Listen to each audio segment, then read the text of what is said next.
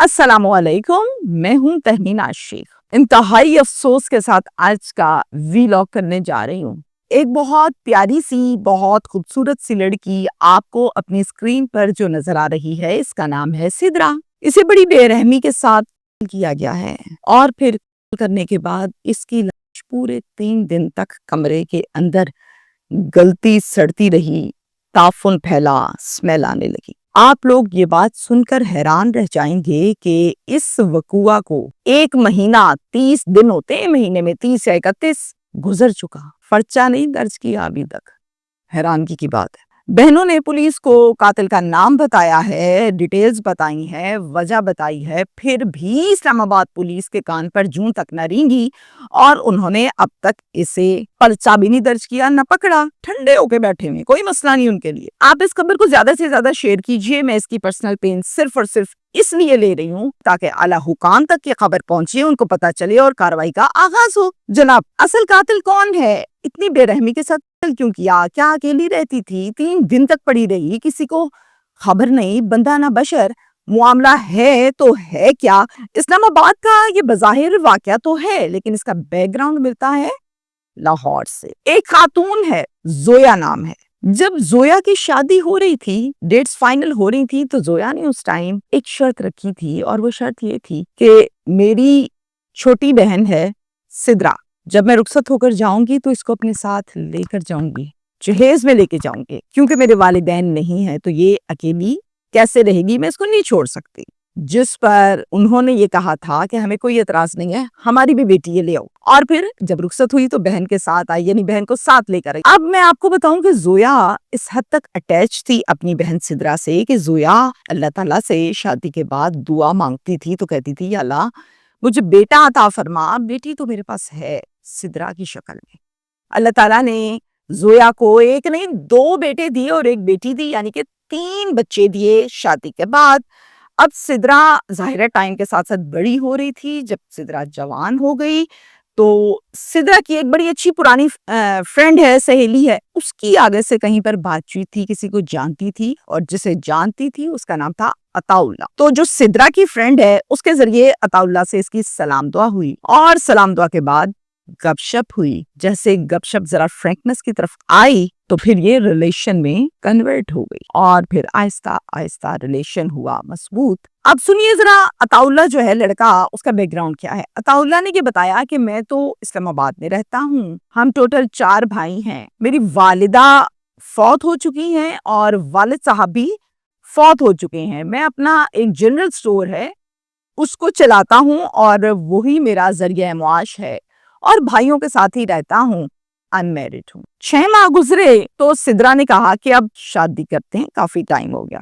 तो अता ने कहा हाँ हाँ क्यों नहीं, मैं करना चाहता हूँ तुमसे शादी। इस रिलेशन और इस दोस्ती के बारे में किसी को अभी तक कुछ पता नहीं है। हाँ, जब अताउल्ला ने हामी भरी तो फिर सिद्रा ने अपनी बहन जोया को बताया कि एक लड़का है अताउल्ला, ये बैकग्राउंड उसने अपना बताया और मैं उसे पसंद करती हूँ, शादी करना चाहते हैं। वो भी पसंद करता है और शादी करना चाहता है। तो फिर जोया ने कहा घर बुलवाओ, मिलते हैं, बैठते हैं, बातचीत करते हैं, जो अल्लाह को मंजूर।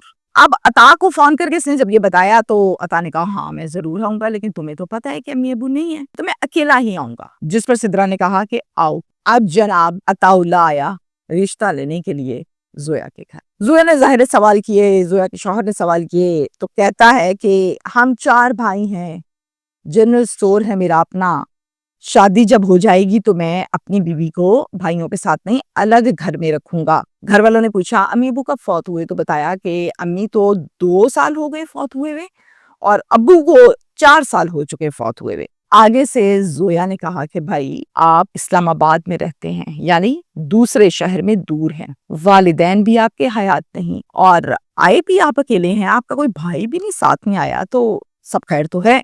उसने कहा बिल्कुल सब खैर है, कोई ऐसा मसला नहीं है।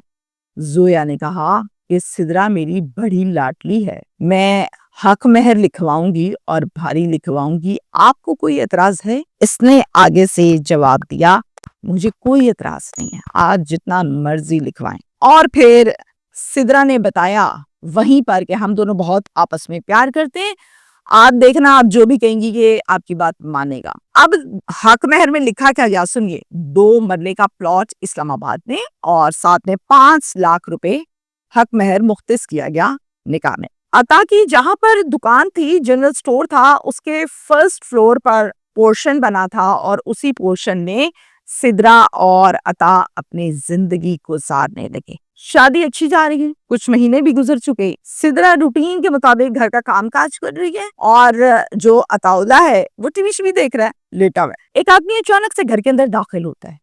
سدرا کو تو نہیں پتا یہ کون ہے، لیکن عطا کو پتا تھا۔ وہ حقیقتاً عطا کے ماموں تھے اور آتے سار کہتے کہ اچھا تو یہ بات ہے جو آج کل گھر نہیں تم آتے، اب سمجھا کہ تم نے دوسری شادی کر رکھی ہے۔ اتنا ہی کہا تھا کہ عطا نے کہا ماموں جی ادھر بات نہیں کرنی، نیچے جا کے بات کرتے، آئیں میرے ساتھ نیچے۔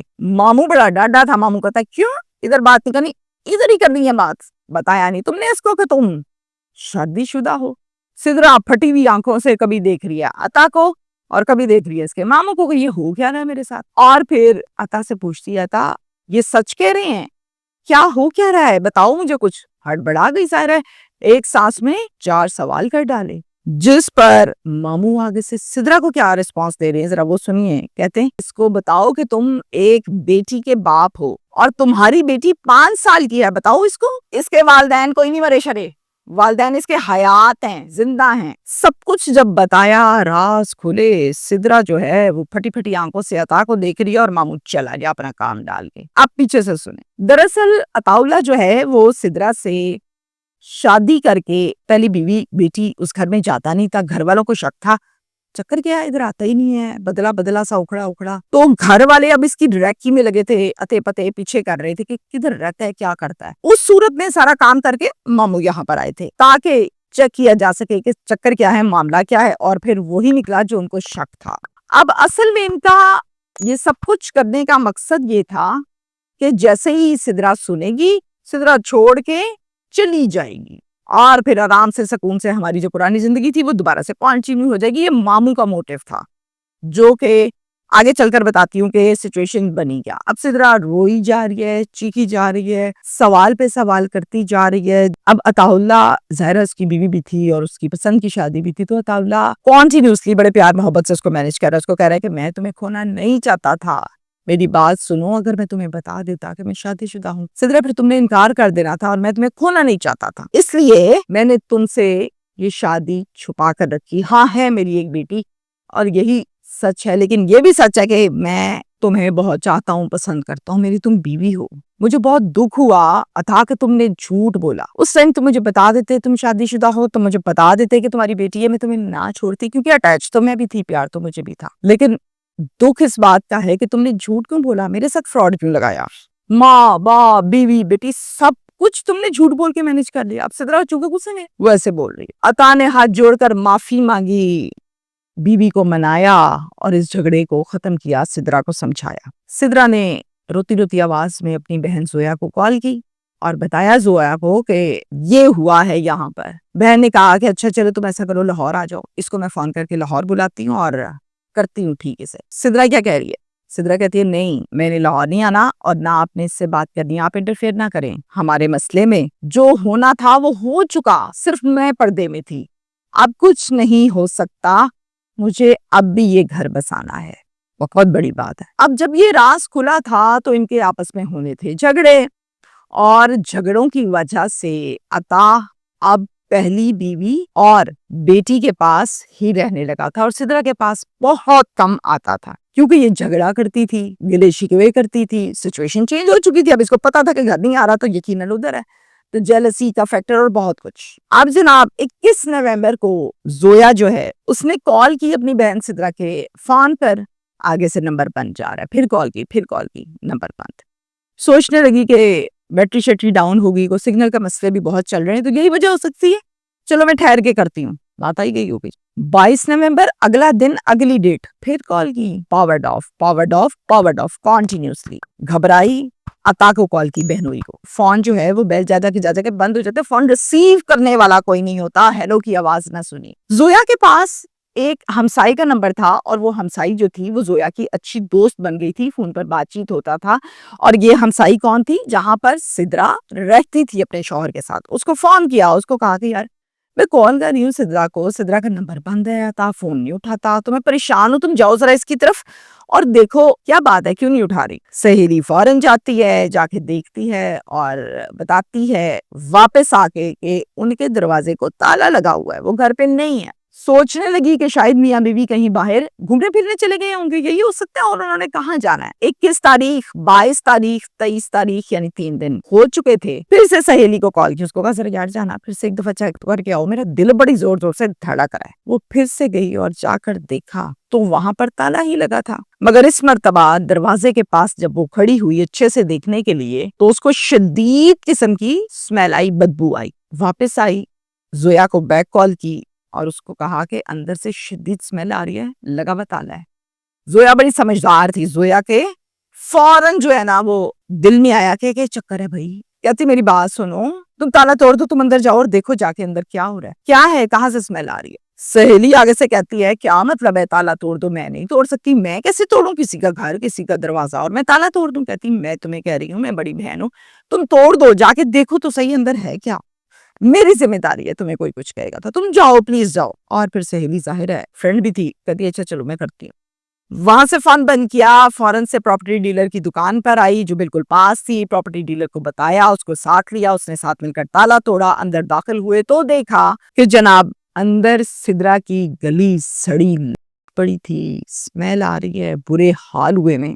پھر فوراً زویا کو کال کی اور کال کر کے بتایا کہ یہ حال ہے اندر اور بہت شدید اسمیل آ رہی ہے، اور پھر وہیں پر کھڑے 15 کو بھی کال کر دی۔ جناب متعلقہ تھانے کی نفری موقع پر پہنچی، زویا چیخیں مار رہی ہے، رو رہی ہے، کہتی میں پہنچ رہی ہوں، میں پہنچی۔ زویا فوراً سے نکلی اور یہاں پر آنے کے لیے سفر کا آغاز کیا۔ اتنے میں نفری جو ہے وہ 10 سے 15 منٹ میں آ چکی تھی۔ وقوعے سے جو کچھ ملا نظر آیا اس کی ایک رپورٹ بنائی اور اس لاش کو ہسپتال پوسٹ مارٹم کے لیے روانہ کیا گیا۔ کچھ دیر کے بعد زویا بھی پہنچ گئی سدرا کے گھر اور فوراً روتے روتے بھاگتی بھاگتی کمرے تک پہنچی تو اندر زویا کی تو نہیں تھی، چونکہ اس کو ہسپتال بھجوا دیا گیا تھا، اور پھر پیچھے فوراً بھاگی ہے ہسپتال زویا۔